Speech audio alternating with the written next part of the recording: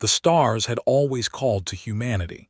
For thousands of years, people looked up at the night sky and wondered what was out there. They built telescopes. They sent rockets. They dreamed of meeting other beings among the stars. In the year 2147, humanity finally answered that call. The first faster-than-light ship, the Horizon, broke through the barriers of physics and emerged in a distant star system. What the crew found changed everything. They were not alone. They had never been alone. The galaxy was full of life. Thousands of species had built civilizations across millions of worlds.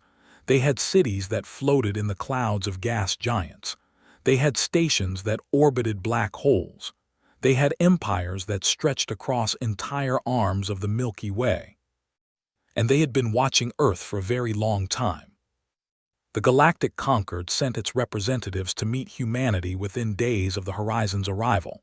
The Concord was old.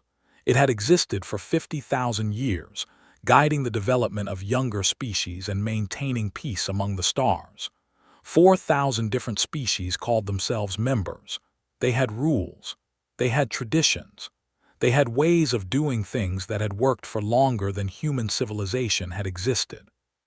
The aliens who came to Earth were polite. They were welcoming. They spoke of friendship and cooperation and mutual benefit. But Admiral, who was just a young officer at the time, noticed something in their eyes, something that looked very much like fear. The Concord had studied humanity. They had watched Earth's history unfold through long-range sensors and hidden probes. They had seen the wars. They had seen the weapons. They had seen how quickly humans went from stone tools to nuclear bombs. What took other species 100,000 years, humans had done in 10,000. This terrified them. The Concord offered humanity membership, but there were conditions. They called it developmental oversight. Humans would limit the size of their warships. They would stop certain kinds of weapons research. They would allow Concord observers to monitor their military activities. In exchange, humanity would gain access to galactic trade, alien technologies, and the protection of the Concord's laws. Earth's leaders discussed the offer for months. Some wanted to refuse. They saw it as an insult, a leash put on a dog that might bite. Others saw it as wisdom. Humanity was new to the galaxy. They were surrounded by species with technologies far beyond their own. Starting a conflict would be foolish. In the end, they accepted. The Treaty of Saul was signed in 2149. Humanity became the member of the Galactic Concord. 200 years passed. Admiral was an old woman now. Her hair had turned white and her face carried the lines of a long life. But her eyes were still sharp, and her mind was still quick. She stood on the observation deck of Earth's primary orbital station, looking down at the blue and green planet below. So much had changed. Human colonies now existed on dozens of worlds. Human ships carried goods between star systems. Human doctors worked in alien hospitals, and human engineers helped build structures on planets their grandparents had never heard of. Humanity had become respected members of galactic society. But knew the truth. She knew what lay beneath the surface. "Admiral," said a voice behind her. She turned to see Captain, her aide, approaching with a tablet in his hand. The monthly report from Project Prometheus. Took the tablet and looked at the data. Hidden in dead systems, far from Concord sensors, humanity had been busy. Shipyards that officially did not exist were building vessels that officially could not be built. Research stations that appeared on no map were developing weapons that the Concord had banned before humans learned to make fire. It was not that humanity planned to attack anyone. It was simply that they refused to be helpless. The galaxy was dangerous. The Concord's rules offered protection, but protection could fail. And if that day ever came, humanity intended to be ready. "The new dreadnought designs are ahead of schedule," reported. "We should have the first 3 completed within the year." Nodded slowly. "Good, and the training facilities?" "Fully operational. We have 50,000 soldiers training in combat methods the conquered thinks we forgot centuries ago. Handed the tablet back. She looked out at the stars again. Somewhere out there, other species went about their lives, thinking of humans as clever but harmless, useful, tame. They had seen humanity at its best for 200 years. They had no idea what humanity was capable of at its worst. "Do you ever wonder if we're wrong?" asked quietly. "Building all of this in secret, preparing for a war that might never come." Was silent for a long moment. Then she spoke, her voice soft but firm. "When I was young, I read about a time called the Cold War. Two human nations pointed enough weapons at each other to destroy the world many times over.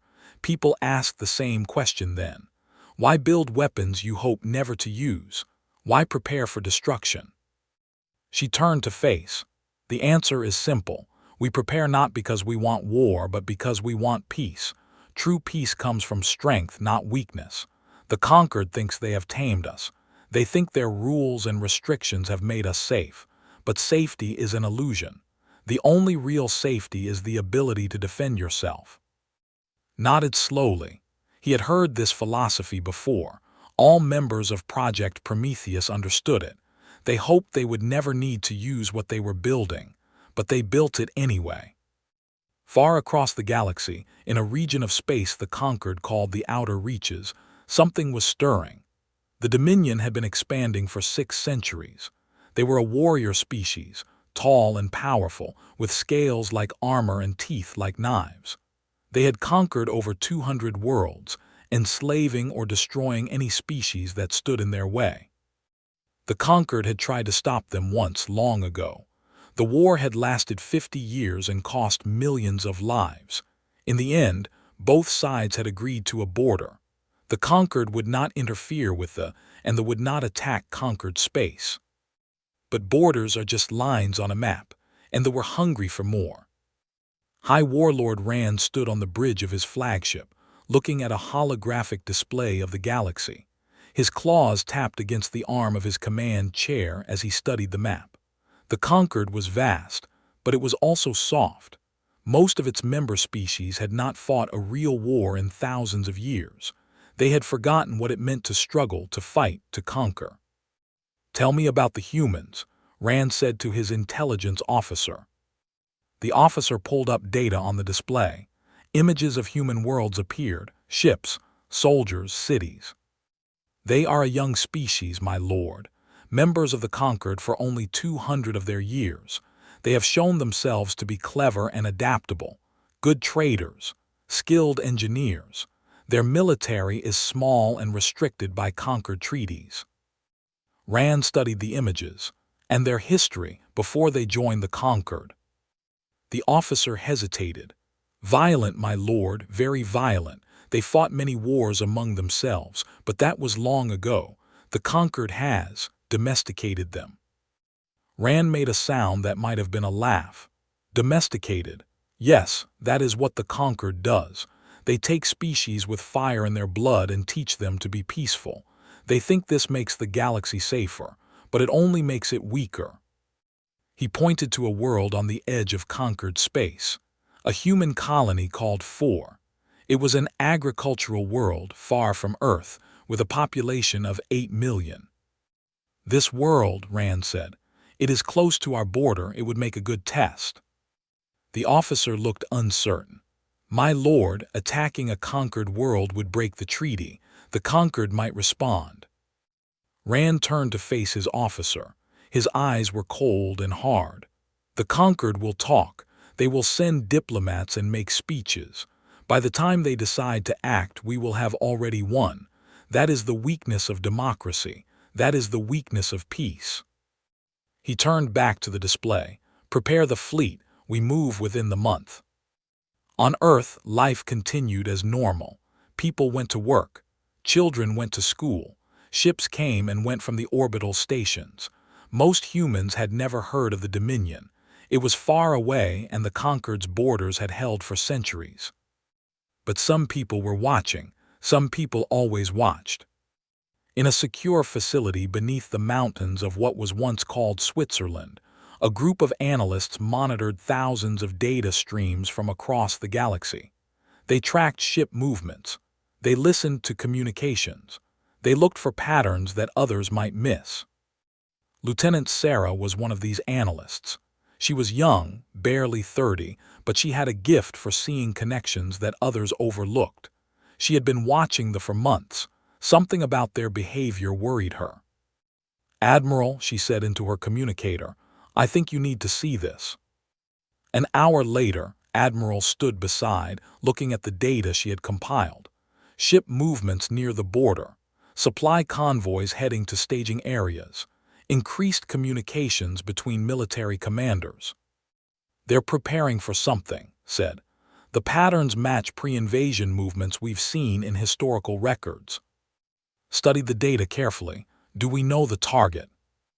"Not with certainty, but based on their positioning," pulled up a map. A red circle appeared around a single world. 4. Felt her heart grow cold. 8 million people, families, children, farmers who had never held a weapon in their lives. "Have you reported this to the Conquered?" she asked. "Yes, Admiral, they said they would. Look into it."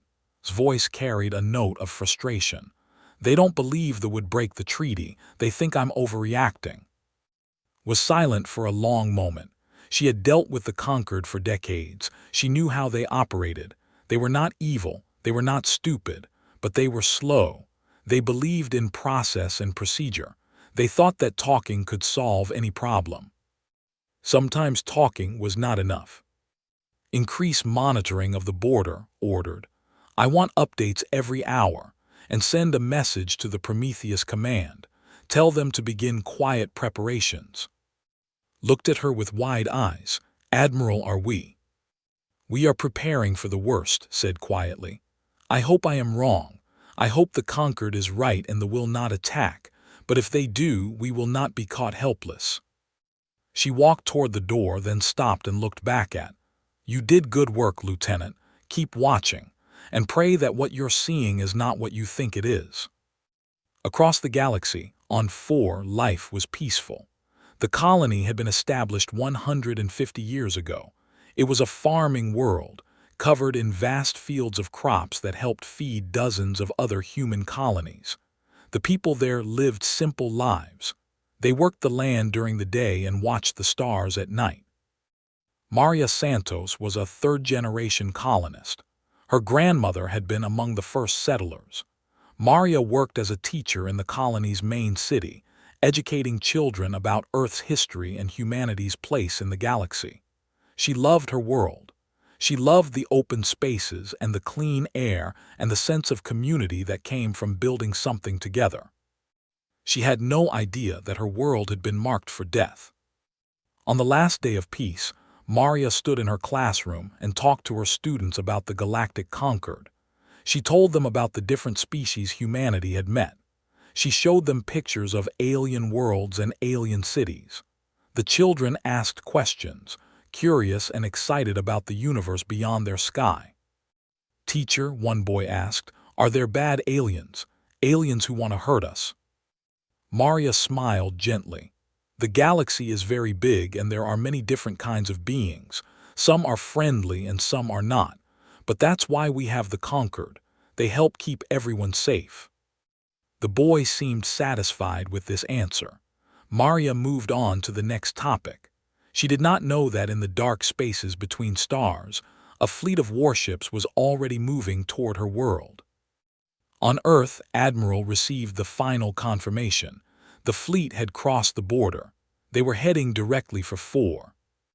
She immediately contacted the Conquered Council. She demanded action. She pleaded for them to send ships to warn the colony to do something. The council promised to discuss the matter. Ended the communication and sat in silence. She thought about the 8 million people on 4. She thought about the children in the schools and the farmers in the fields. She thought about what was coming for them. And she thought about the ships hidden in dead systems, the weapons that waited in secret, the soldiers who trained for wars the Conquered thought impossible. She had spent her entire career building something she hoped would never be used. Now she wondered if that hope had been foolish all along. Her communicator buzzed. It was a message from Project Prometheus Command, a single question. "What are your orders?" Looked out her window at the stars. Somewhere out there, the fleet was closing in on innocent people. Somewhere out there, diplomats were still talking while lives hung in the balance. She typed her response slowly, carefully.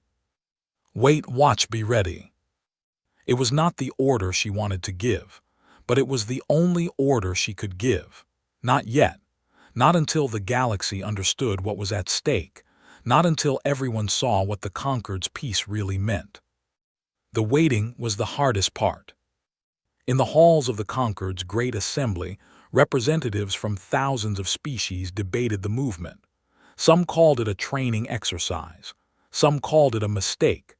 Some suggested sending a diplomatic mission to clarify intentions. Hien, a being who had led the Conquered for 3 centuries, listened to the debates with patience.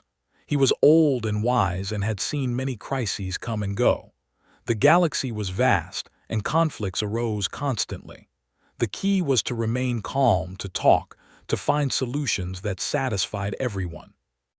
"We should not overreact," he said to the assembly. "They have maintained the treaty for 600 years. One fleet movement does not mean war. Let us send envoys. Let us discuss. Let us find peace." The assembly murmured in agreement. This was the Conquered way. This had always been the Conquered way. Far away, the fleet entered the system. They did not send envoys. They did not discuss. They did not look for peace. They simply opened fire. Maria Santos was walking home from school when the sky turned to fire. She looked up and saw streaks of light falling from the heavens. At first, she thought they were meteors. Then she saw the city center explode. She never saw what killed her. None of them did. The bombardment was efficient and thorough. Within 72 hours, every city on 4 was ash. Every farm was burning. Every man, woman, and child was dead. 8 million people, gone in 3 days. When the news reached Earth, Admiral sat alone in her office. She did not cry. She did not scream. She simply sat and stared at the report, reading the numbers over and over again. 8 million dead, 8 million. And the Conquered had done nothing. Her communicator buzzed. It was a message from the United Earth Council. They wanted to meet. They wanted to discuss the response. Stood slowly. She straightened her uniform. She looked at herself in the mirror and saw an old woman who had spent her life preparing for something terrible. That something had finally arrived.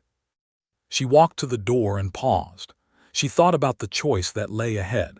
The choice between restraint and rage.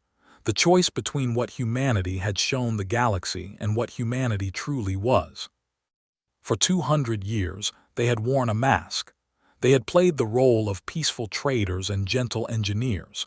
They had convinced the galaxy that they were tame. That mask was about to come off. And the galaxy would finally see what was underneath. The news spread across human space like wildfire. Within hours, every human colony knew what had happened at 4. 8 million dead, an entire world destroyed, children burned in their schools, families turned to ash in their homes. The oldest human settlement outside the Sol system, wiped from existence in 3 days. On Earth, people gathered in the streets. They watched the news on massive screens in city squares. They saw the images of the burning world. They saw the ships in orbit, firing again and again until nothing remained but glass and stone. No one spoke. The silence was worse than screaming. Ambassador Wei stood in his office in Geneva, watching the same images. His hands trembled slightly as he held a glass of water. He had been a diplomat for 40 years. He had spent his life believing in peace, in negotiation, in the power of words to solve problems. Now he looked at the ashes of 8 million people and felt something break inside him. His assistant entered quietly. "Ambassador, the Conquered Council has requested your presence. They want to discuss the incident." Wei set down his glass. His hands had stopped trembling. The incident, he repeated. His voice was flat. They call the murder of 8 million people an incident. Sir, the council. Tell them I will be there. Wei turned to face his assistant. His eyes were different now, harder, colder, and tell them to prepare for a discussion they will never forget.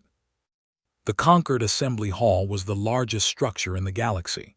Built on a station that orbited a neutral star, it could hold representatives from all 4,000 member species. Today, it was packed. News of the 4 attack had spread through the galaxy. Everyone wanted to see how the Concord would respond. Hyan opened the session with words of sympathy. "We grieve with our human friends," he said, his translated voice echoing through the hall. "This unprovoked attack is a tragedy that affects us all. The Concord condemns this action in the strongest possible terms." Wei listened to these words. He listened to the other representatives offer their condolences. He listened to proposals for diplomatic missions and peace talks and economic sanctions. He listened for 2 hours, and with each passing minute, his heart grew colder. Finally, it was his turn to speak. Wei walked to the central platform. He stood alone under the light, facing thousands of alien faces. He thought about Maria Santos, the teacher who had died in her classroom. He thought about the children who had asked about bad aliens. He thought about all the people who had trusted the Concord to keep them safe. "Thank you for your kind words," Wei began. His voice was calm, too calm. "Thank you for your sympathy. Thank you for your condemnation. Thank you for your proposals and your plans and your discussions." He paused and looked around the hall. "Now let me tell you what your kind words are worth. Nothing. Less than nothing. Your sympathy will not bring back the dead. Your condemnation will not stop your proposals are just noise, sounds that make you feel better while innocent people burn." The hall fell silent. No one had ever spoken to the Concord this way. "For 200 years, humanity followed your rules," Wei continued. "We limited our ships. We restricted our weapons. We let your observers watch our every move. We did this because you promised us protection. You promised us that the Concord's laws would keep us safe." His voice rose. "Where was that protection at 4? Where were your laws when they crossed the border? Where were your words when they rained fire on our people?" Hyan raised a hand. "Ambassador, we understand your grief, but we must respond with wisdom, not emotion. The Concord has procedures." "Procedures?" Wei's voice cracked like a whip. 8 million people are dead because of your procedures. 8 million people waited for help that never came. 8 million people trusted you, and you let them die." He stepped closer to the council's platform. "I am not here to ask for your sympathy. I am here to request authorization for a military response. Real response. Not patrols at the border. Not diplomatic missions. I am requesting permission to pursue thee and ensure they can never do this again." The hall erupted in murmurs. Representatives turned to each other, speaking in 100 different languages. The idea of military action was almost unthinkable. The Concord had not authorized offensive operations in thousands of years. And waited for the noise to die down. Then he spoke, his voice gentle but firm. "Ambassador, we share your desire for justice, but we must consider the consequences. A military response could lead to wider conflict. It could destabilize the entire region. The Concord's role is to maintain peace, not to start wars." "They started the war," Wei said. "They attacked our people. They broke the treaty. What more must they do before you act?" "We will act," An assured him. "We will send envoys we will demand explanations. We will seek a peaceful resolution." "Peaceful resolution," Wei laughed. It was not a happy sound. "You want to talk to the creatures who burned our children. You want to negotiate with the monsters who destroyed our world." "Ambassador, please." "No," Wei's voice cut through the hall like a blade. "I will not listen to more excuses. I came here to give you one chance to stand with us, one chance to prove that the Concord means something." He looked around the hall at the thousands of alien faces. Some looked sympathetic, some looked uncomfortable, most looked like they wanted this unpleasant scene to end. "I see your answer in your eyes," Wei said quietly. "You will talk, you will wait, you will hope the problem goes away. That is what you have always done. That is what you will always do." He straightened his back and spoke his next words clearly. "Then hear this. I am transmitting a message to every species in the Conquered, every world, every station, every ship. This message comes not from me, but from all of humanity." He pressed a button on his communicator. Throughout the hall, screens flickered to life. The same message appeared in every known language. Wei read the words aloud. "For 200 years, we showed you who we wanted to be. You are about to meet who we actually are. This is your only warning." The hall fell silent and leaned forward. "Ambassador, what does this mean?" Wei smiled. It was not a pleasant smile. "It means exactly what it says. We warned the galaxy about what we were. We told you about our history. We showed you our past. You looked at our wars and our weapons and our capacity for destruction, and you were afraid. That fear was wise." He began walking toward the exit. "We accepted your restrictions because we wanted peace. We hid our strength because we hoped we would never need it. We became what you wanted us to be: merchants, engineers, doctors, diplomats. Useful, harmless, tame." He reached the door and turned back.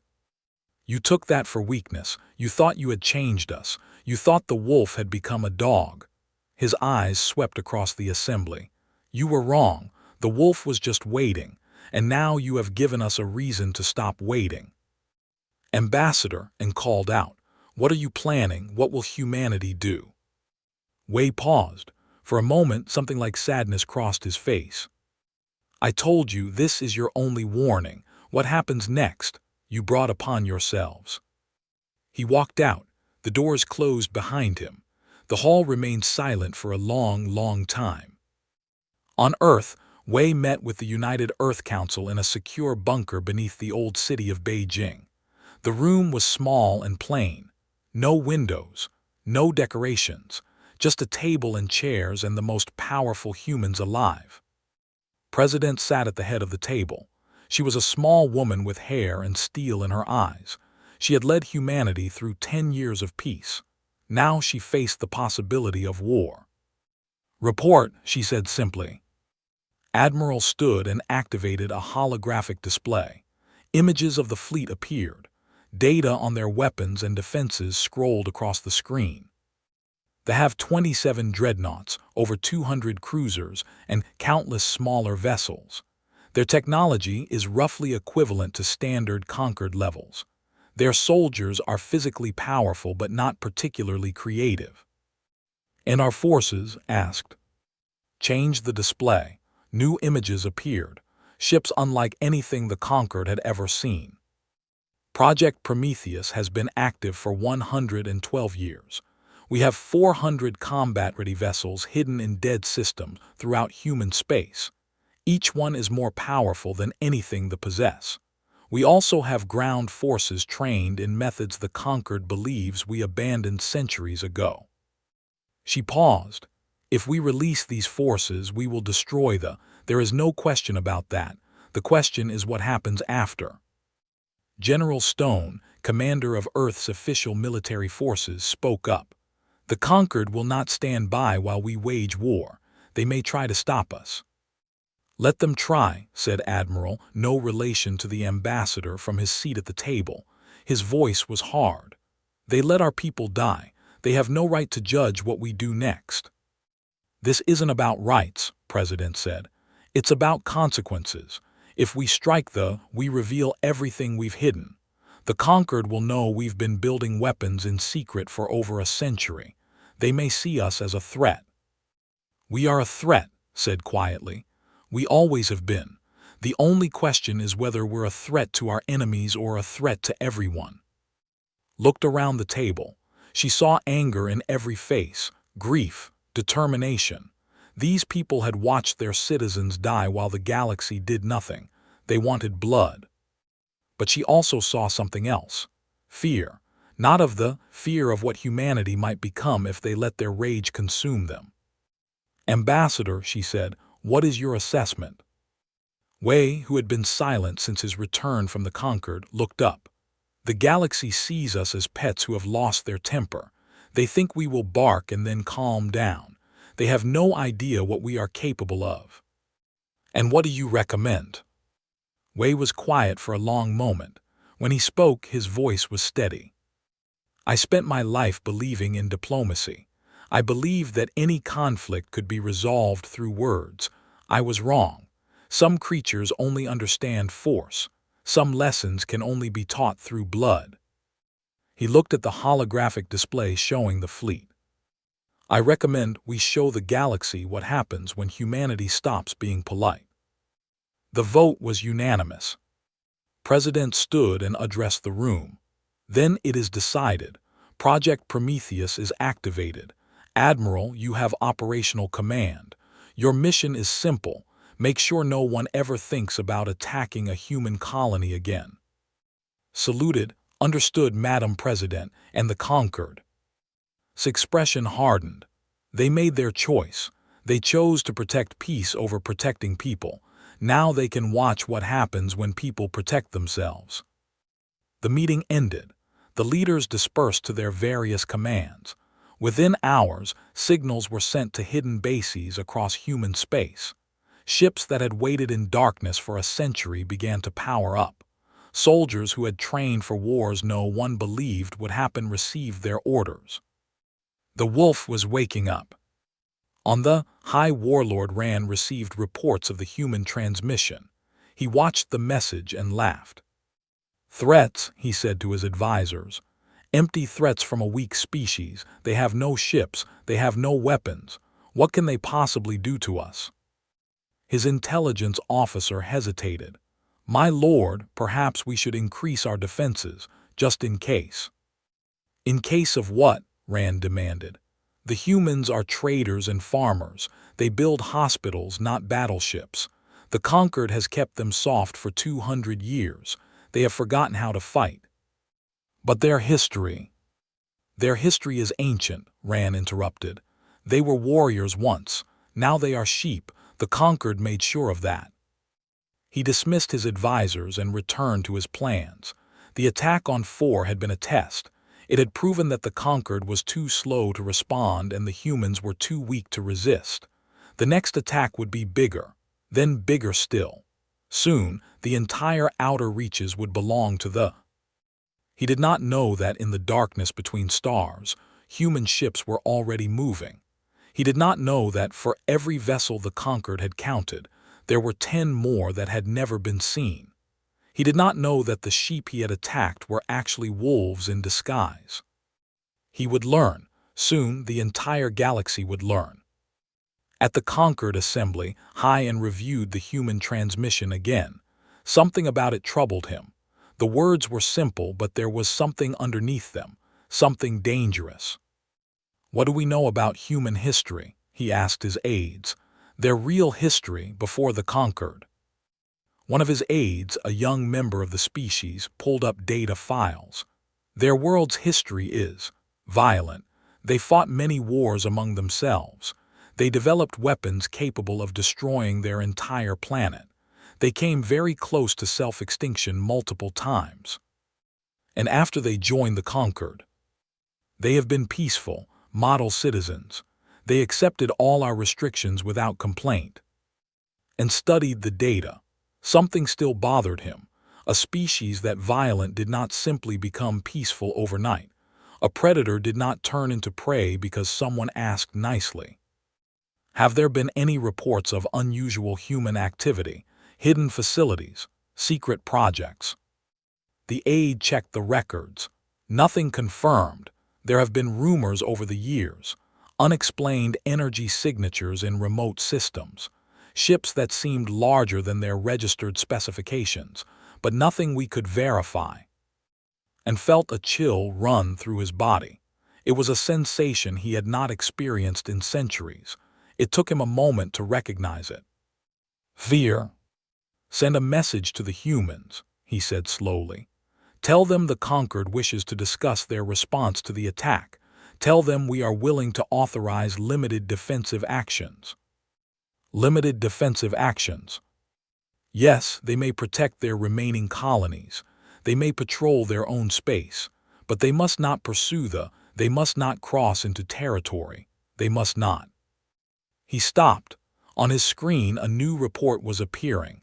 Strange energy signatures detected near the border. Multiple contacts. The number kept rising. 50 contacts. 100, 200, 300. And stared at the screen. What are those? The aide's face went pale. They appear to be ships, human ships, but we have no records of any vessels of this type. They seem to have come from nowhere. 400 contacts, still rising. The humans only have 30 registered military vessels, the aide whispered. Where did these come from? And watched the numbers climb. He thought about the human transmission, the warning, the words that had seemed like empty threats. We showed you who we wanted to be. You are about to meet who we actually are. Now he understood. Now he saw the truth. The Conquered had not tamed humanity. They had only convinced humanity to pretend to be tame. And now the pretending was over. Send the message anyway, and said quietly. Ask them to show restraint. Beg them if you have to. The aide rushed to comply, but already knew it was too late. The humans had warned the galaxy. The galaxy had not listened. And now the galaxy would pay the price for its arrogance. The galaxy did not take the warning seriously. This was, perhaps, the greatest mistake in its 50,000-year history. Hyan tried to convince the other council members that something dangerous was happening. He showed them the sensor data. He showed them the ships appearing from nowhere. He told them about the human transmission and the cold fire in Ambassador Wei's eyes. They did not listen. Humans are an emotional species, said of the Moravian collective. They have suffered a tragedy and now they are making threats. It is understandable but meaningless. In time, they will calm down. Those ships, and began, are probably old freighters with modified signatures, interrupted of the Empire. The humans are trying to look stronger than they are. It is a common tactic among young species. We have monitored human space for 2 centuries, added of the unified worlds. They have 32 military vessels. 32. Even if they have hidden a few more, what difference could it make? They have hundreds of warships. And wanted to argue more, but he could see it was pointless. The council had decided what they wanted to believe, and no evidence would change their minds. They had kept peace in the galaxy for 50,000 years. They could not imagine a situation they could not control. He returned to his private chambers and stared at the sensor data. 400 ships. 400 ships that should not exist. 400 ships that had appeared from the darkness like ghosts. What else had humanity been hiding? Far away, the Dominion received the human warning with laughter. High Warlord Rand played the transmission for his commanders, and they mocked every word.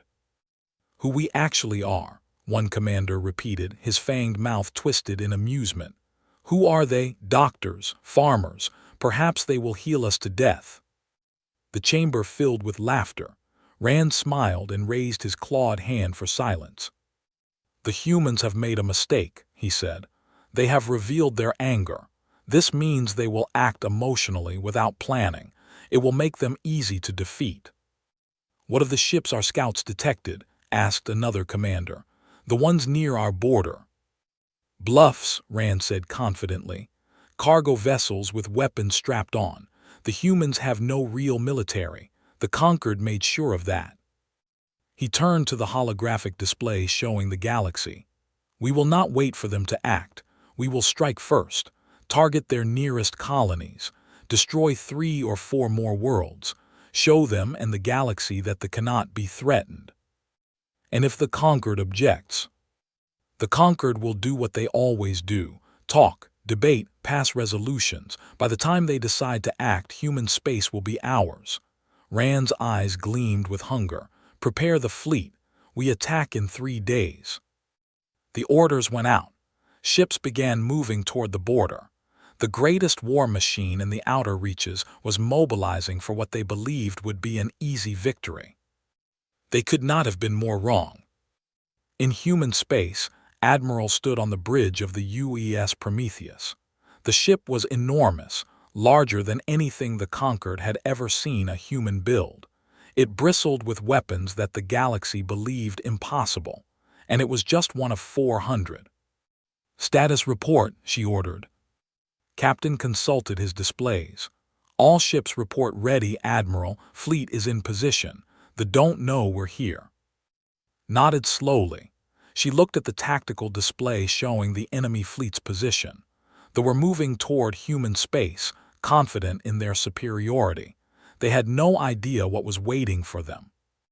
"Any word from the Conquered?" she asked. Hyan sent a message requesting that we show restraint. He also asked where our ships came from, allowed himself a small smile. I don't think he expected an answer. "He won't get one, not yet," studied the display. "What about Earth? Any new orders from the Council?" "Just one, Admiral." Handed her a tablet with a message from President. Read the message. It was short, just 2 words. "No mercy." She handed the tablet back. Her face showed no emotion, but inside she felt something stirring, something old and dark and powerful, something humans had tried to bury for centuries. War had been part of humanity since the beginning. They had fought each other over land and resources and beliefs. They had invented weapons of terrible destruction.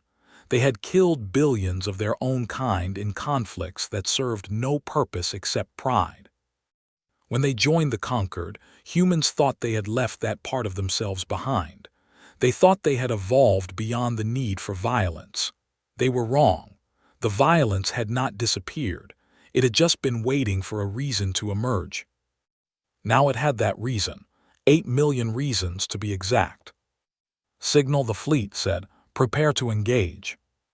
Across human space, something else was happening, something the Conquered had not anticipated.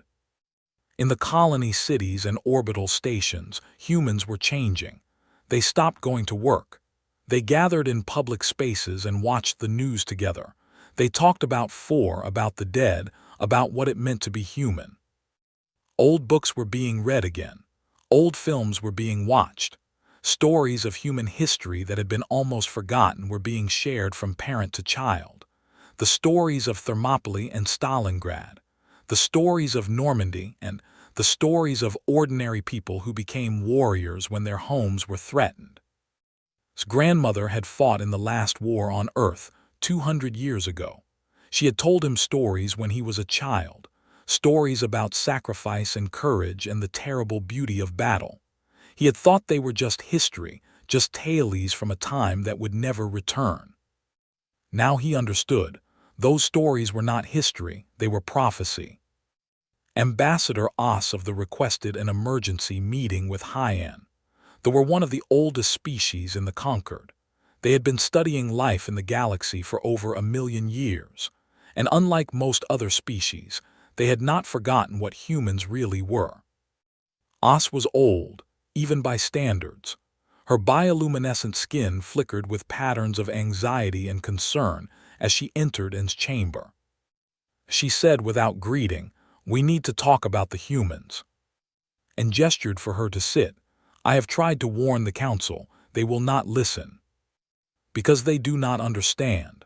Os activated a portable display. Ancient images appeared. "These are from our archives, records we kept when humans first emerged into the galaxy." The images showed Earth, but not the peaceful blue world that N knew. This Earth was with the marks of war, cities in ruins, mushroom clouds rising over dead landscapes, armies of millions facing each other across blasted plains. "This is what they were," Os said. "This is what they showed us when we first met them." "I know their history was violent."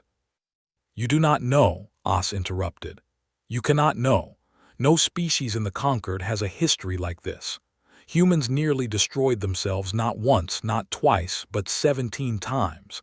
17 times they came to the edge of extinction through their own wars, and each time they pulled back at the last moment. She changed the images. Now they showed weapons. Strange, terrible weapons that made blood run cold. This is a nuclear weapon. Humans invented it 300 years before they achieved spaceflight. A single one of these can destroy a city of millions. At their peak, humans had enough nuclear weapons to destroy their entire planet several hundred times over. And stared at the images. Why would they build such things? Because they could, because they were afraid of each other, because destruction is easy for them, as easy as breathing. Os's skin flickered with patterns of deep worry. But that is not the worst part. The worst part is that they kept these weapons for over 400 years. They lived with the knowledge that they could end their own existence at any moment, and they did not use them. That sounds like wisdom, and said. It is not wisdom. It is something far more dangerous. It is control. Os leaned forward. Do you understand what I am saying? Humans are capable of the most terrible violence in the galaxy. They have proven this again and again throughout their history. But they have also proven that they can hold that violence in check. They can build weapons of apocalypse and choose not to use them. They can feel rage beyond anything we can imagine and still act with calculation. She pointed at the images from human history. This is what the conquered saw when humans emerged. This is why we were afraid.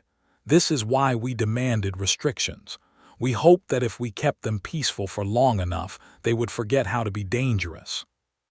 And now, Os's skin went dark. Now we have made them angry, and they have not forgotten anything.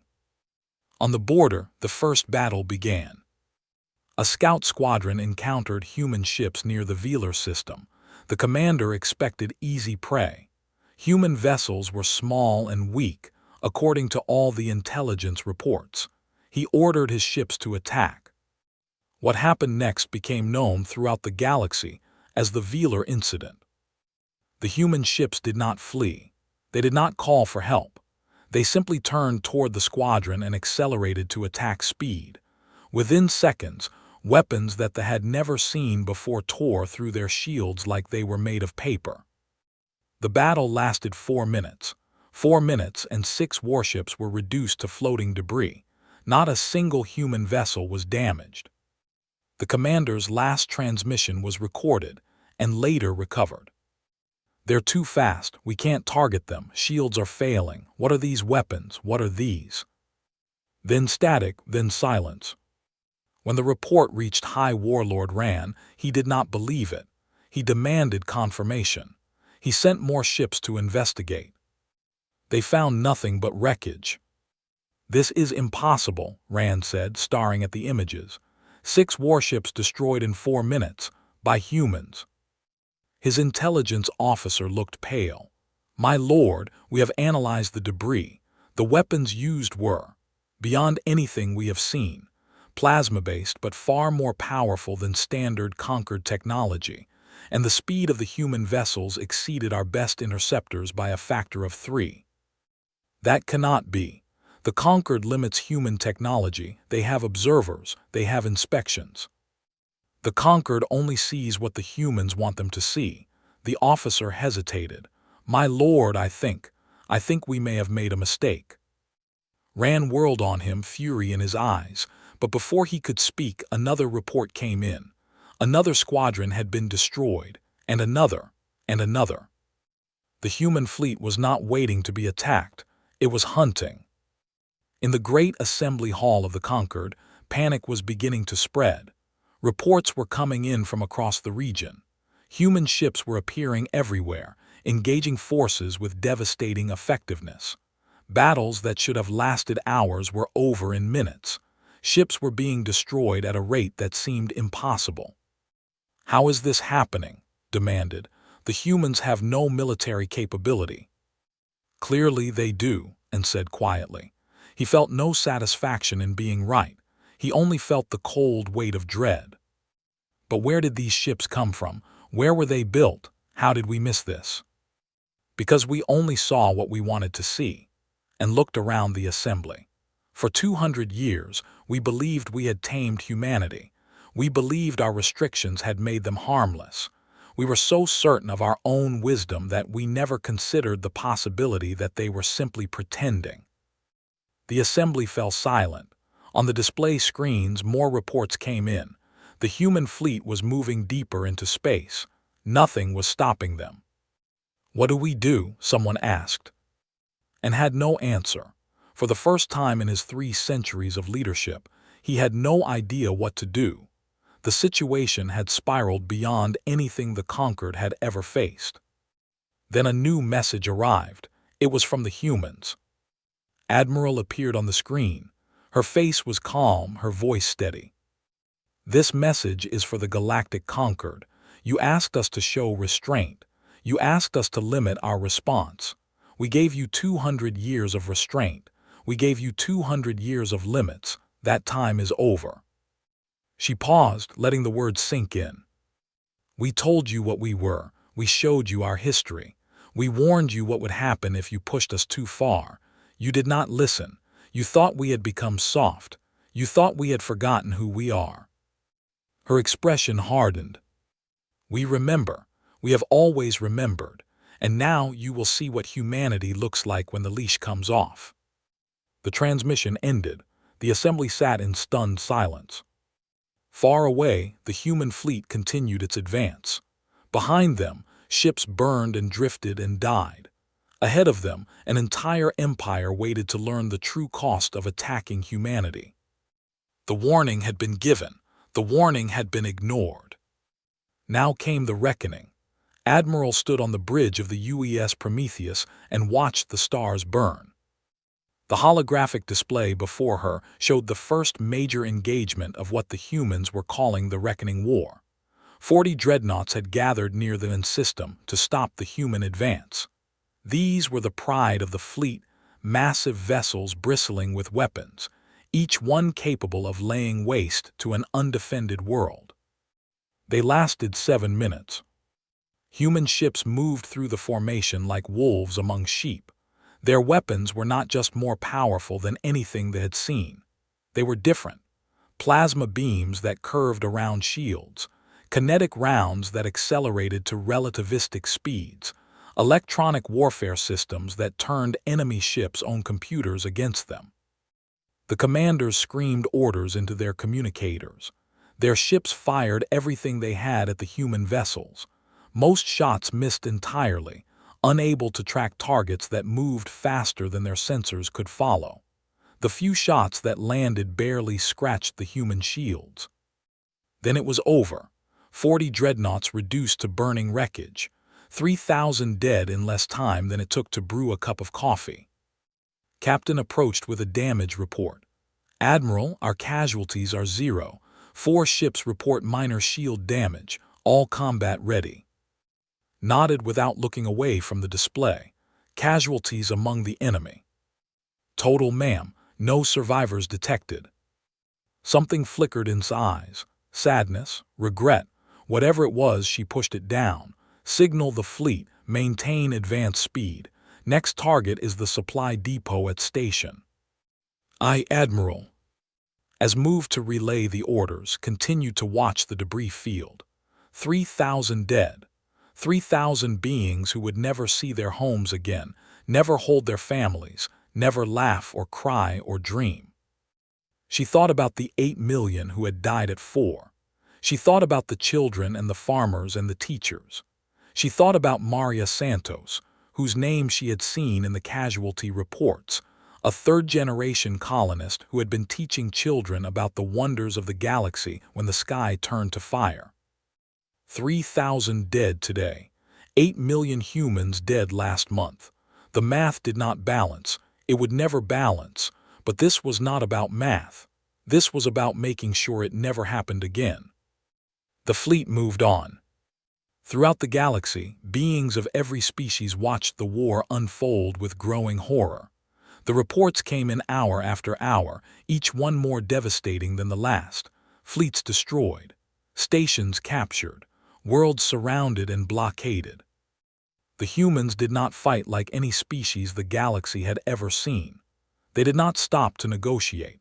They did not pause to accept surrenders. They did not engage in the ritual posturing and threat displays that most species used before battle. They simply arrived, destroyed everything in their path, and moved on to the next target. And they were fast, so impossibly fast. The Dominion had expected to have months to prepare their defenses. Most wars in this region of the galaxy moved slowly, with long periods of maneuvering and negotiation between battles.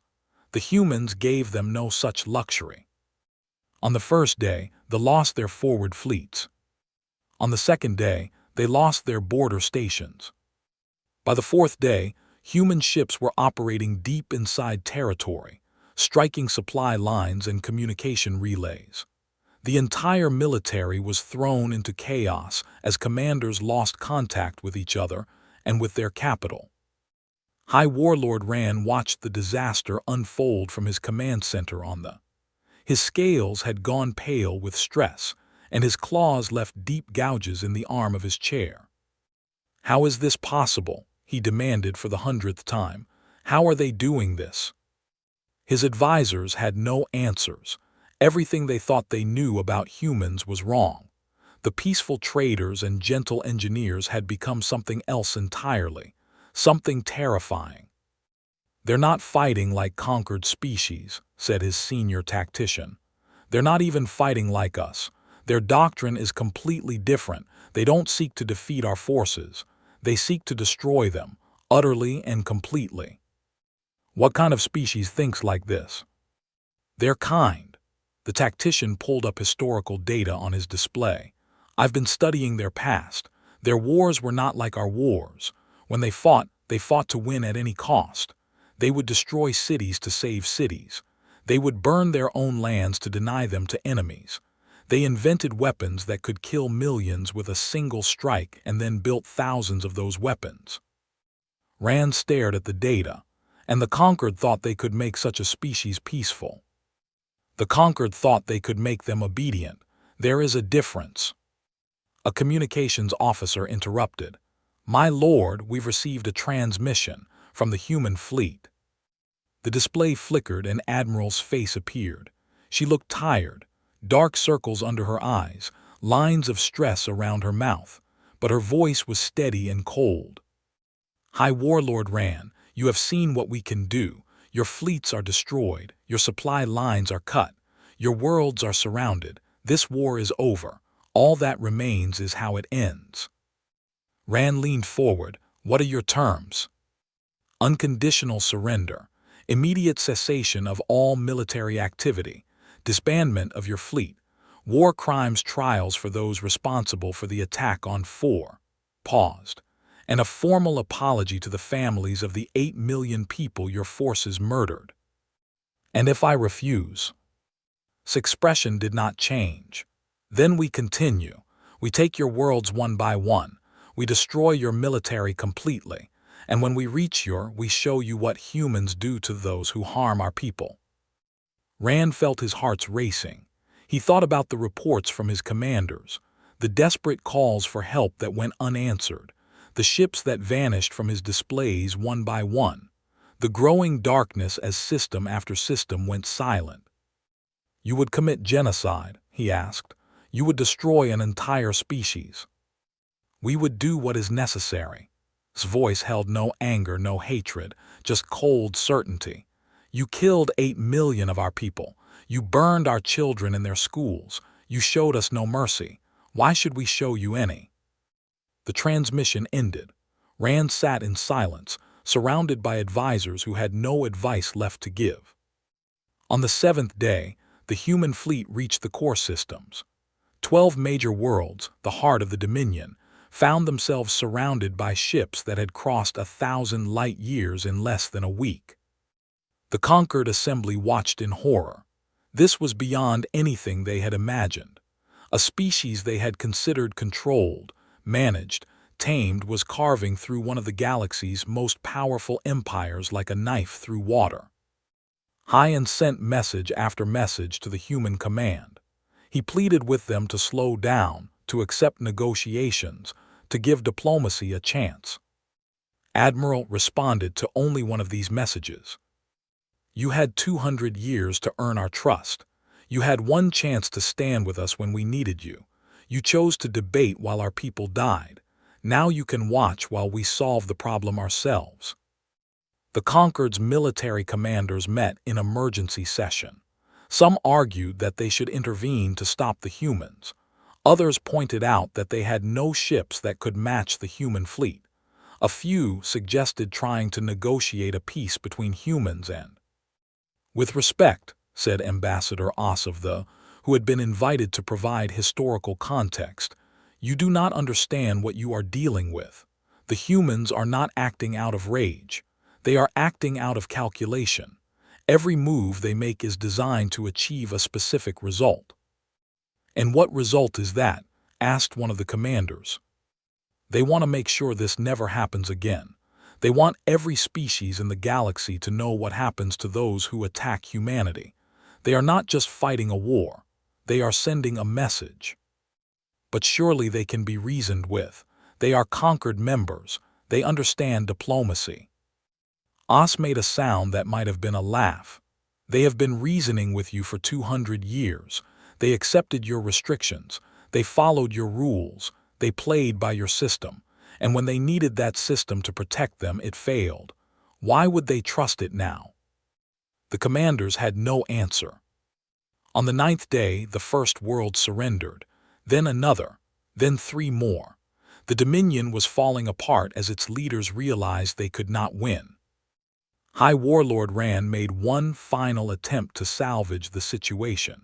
He sent a personal message to Admiral, offering to surrender himself in exchange for the safety of his people. His response surprised the entire galaxy. Your offer is noted, but we do not want martyrs, we want justice. She outlined the terms again: unconditional surrender, war crimes trials, reparations, but also something unexpected: humanitarian aid. Human medical ships would help treat wounded soldiers. Human engineers would help rebuild damaged infrastructure. Human counselors would help civilians cope with the trauma of war. We are not here to destroy your species, said. We are here to destroy your ability to threaten us. Once that is done, we will help you rebuild, not because you deserve it, but because we are better than you. The galaxy watched this message in stunned silence. This was not how wars were supposed to end. This was not how conquerors were supposed to behave. The humans were offering mercy to the people who had murdered millions of their own. Rand accepted the terms on the 11th day. On the 19th day since the human fleet had first emerged from the darkness, Admiral stood on the steps of the Imperial Palace. Behind her, human soldiers held positions throughout the capital city. They were calm and professional. Not a single shot had been fired since the surrender. Rand approached, flanked by the few surviving members of his council. He had never felt so small. This human woman was half his size, but she seemed to fill the entire square with her presence. High Warlord said, "You are surrendering your forces unconditionally." "I am." "You accept responsibility for the attack on 4. Rand hesitated. His pride screamed at him to resist, to fight, to die with dignity. But he had seen what the humans could do. He had watched his entire empire crumble in less than 3 weeks. There was no dignity in fighting an enemy you could not possibly defeat. "I accept responsibility." Studied him for a long moment, then she nodded. "Your war crimes trial will be fair. Your people will not be harmed if they cooperate. We are not here to destroy the... We are here to ensure that no ever threatens humanity again." She turned to address the watching galaxy. Cameras from 100 species broadcast her words across millions of worlds. "Let this be a lesson. Humanity did not want this war. We spent 200 years proving that we could be peaceful. We built hospitals. We saved lives. We helped those in need. We showed the galaxy who we wanted to be." Her voice hardened. But we never forgot who we actually are. We are the species that survived 17 extinction events caused by our own wars. We are the species that lived for 4 centuries with weapons capable of destroying our entire planet. We are the species that can feel rage beyond anything you can imagine and still choose restraint. She looked directly into the cameras. They chose to attack us. They chose to murder 8 million innocent people. They thought we were weak because we had chosen peace. They were wrong. We chose peace because we knew what we were capable of if we chose war.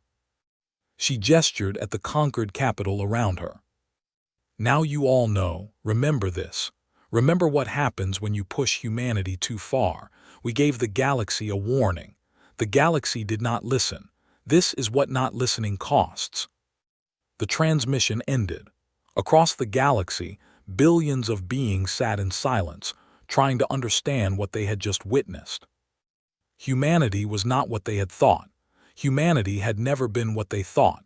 The peaceful traders and gentle engineers were still there, but underneath something else lurked, something ancient and powerful and terrible. The wolf had shown its teeth, and the galaxy would never see humanity the same way again. The conquered assembly had never been so full. Representatives from all 4,000 member species had come, many traveling for weeks to reach the neutral station. Every seat was taken. Every corridor was packed. The galaxy wanted to see what would happen next. Ambassador Wei walked through the great doors and felt thousands of eyes turned toward him. Some of those eyes held fear. Some held anger. A few held something that might have been respect. He ignored them all and walked to the central platform. Hyan rose to greet him. The ancient leader looked tired.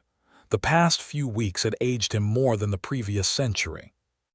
Ambassador Wei, and said formally, "The conquered recognizes the representative of humanity."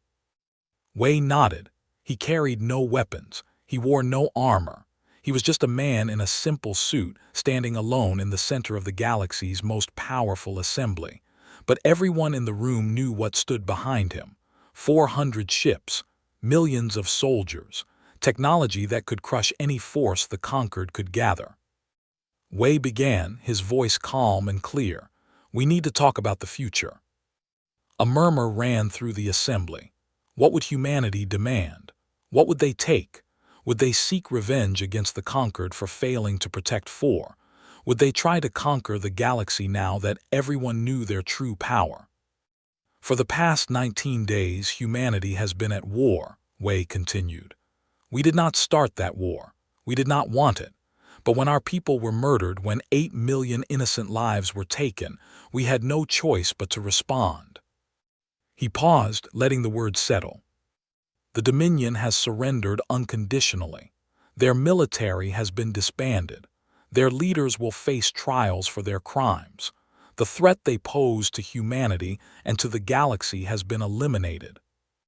"And what now?" called out. "What does humanity want from us?" Wei turned to face the Moravian representative. "A fair question. What does humanity want? Let me tell you." He activated a holographic display. Images appeared showing the secret human fleet, the hidden shipyards, the weapons that had destroyed the. For 112 years, humanity has been hiding these capabilities. We built them in secret because we knew that someday, somehow, someone would threaten our people. We did not trust the conquered to protect us, so we prepared to protect ourselves.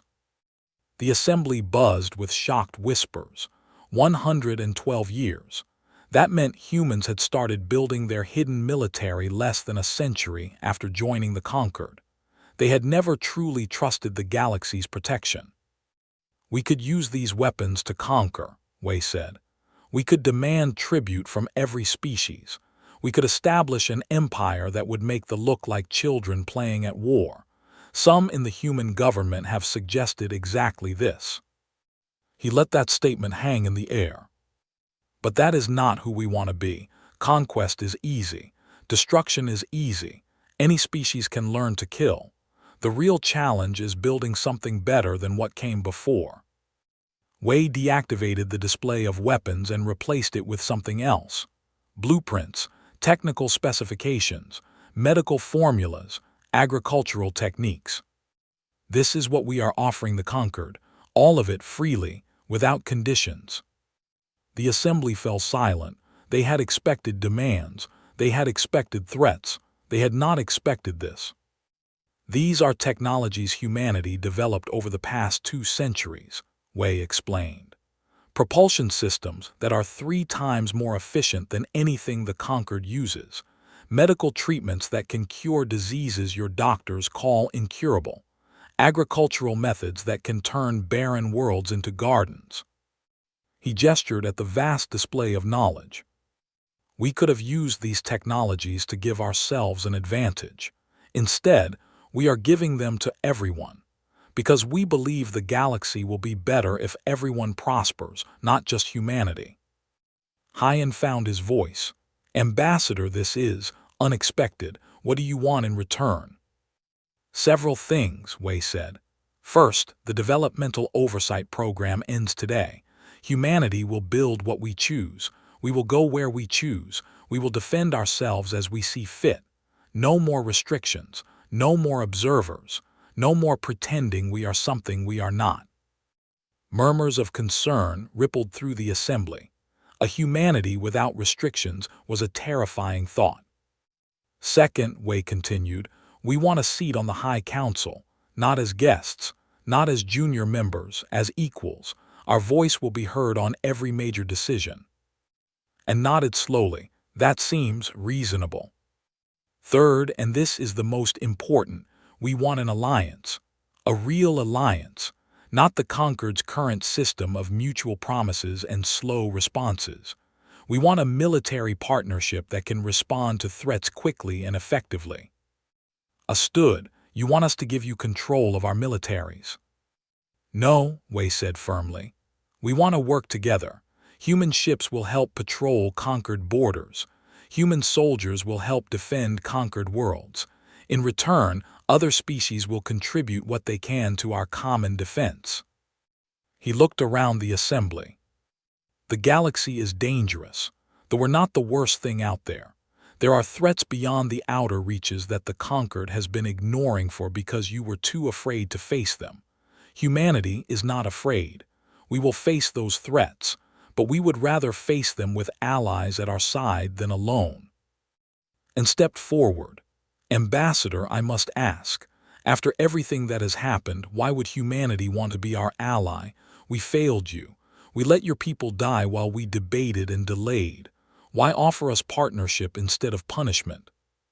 Wei was quiet for a long moment. When he spoke, his voice was softer.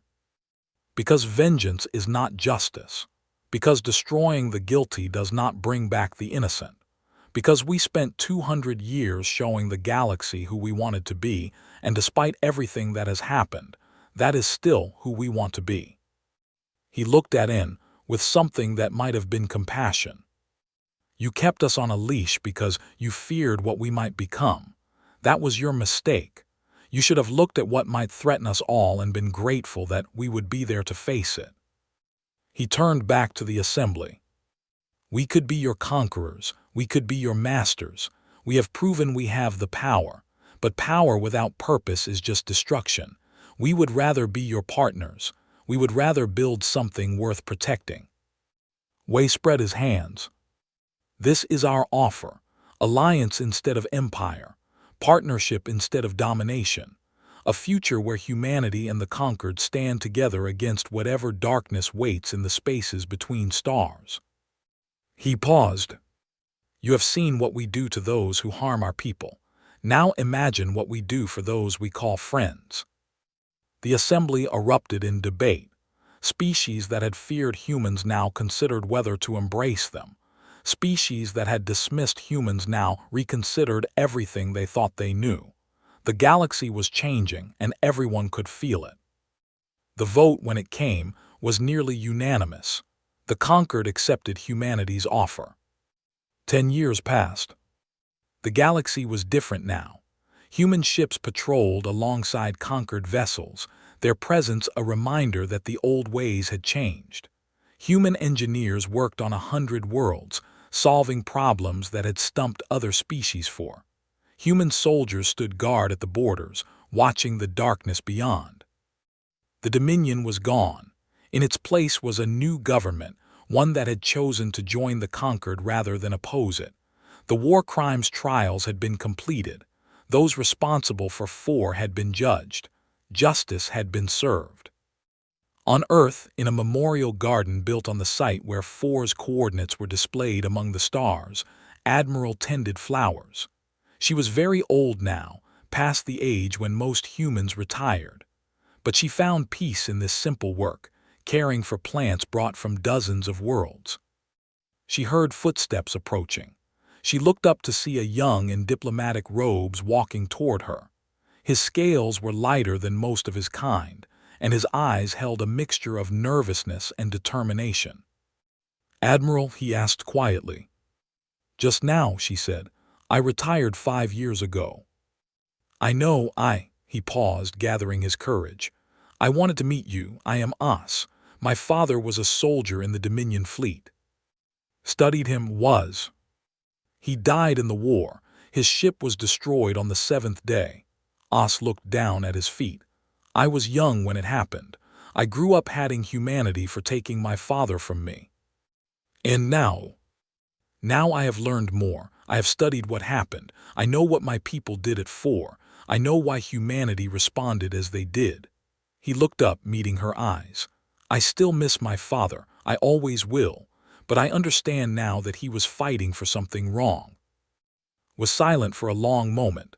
Then she gestured to a bench nearby. "Sit with me." They sat together in the garden, surrounded by flowers from Earth and Prime and a dozen other worlds.